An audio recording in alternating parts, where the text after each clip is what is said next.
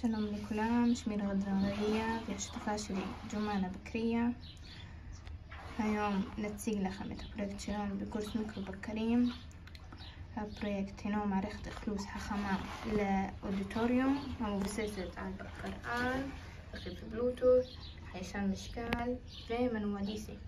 המערכת מזהה אם יש אדם עומד בכניסה בעזרת חיישן המשקל ובודקת אם יש אפשרות להכניס אותו לפי מגבלת האנשים של האודיטוריום. אם כן יש אפשרות, הדלת מסתובבת והאדם יכול להיכנס. הדלת מסתובבת ועל מסך ה-LCD מוצג את מספר המקומות הפנויים empty seats שנותרו לאחר כניסת האדם. ביציאת אדם מהאודיטוריום יש גם אפשרות זיהוי על ידי חיישן משקל. הנה, אדם רוצה לצאת מהאודיטוריום, אני לוחצת פה, הוא אדם מזוהה על ידי חיישן המשקל.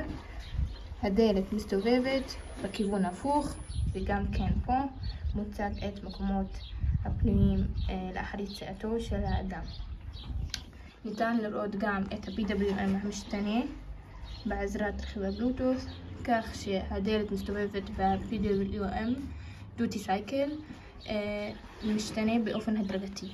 הנה ניתן לראות, אני לוחצת, מופיע פה את השינוי שלו.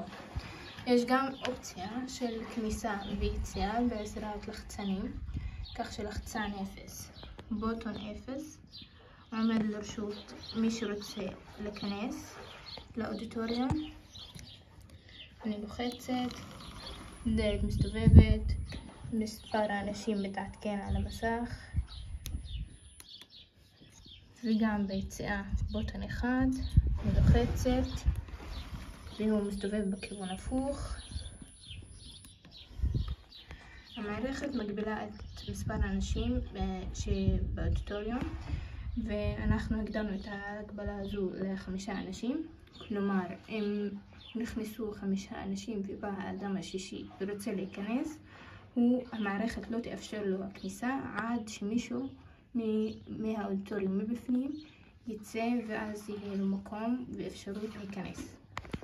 סתם דוגמה, עכשיו מוצג לנו שיש לנו 3 מקומות פנויים.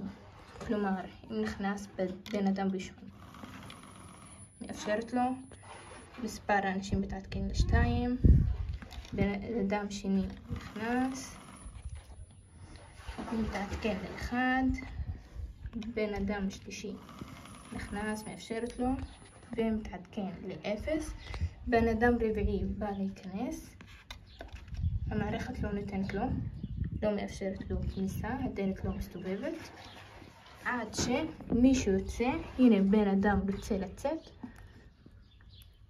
הוא יוצא, מספר המקומות הפנויים מתעדכן ל1, ואז הבן אדם הרביעי יכול להיכנס.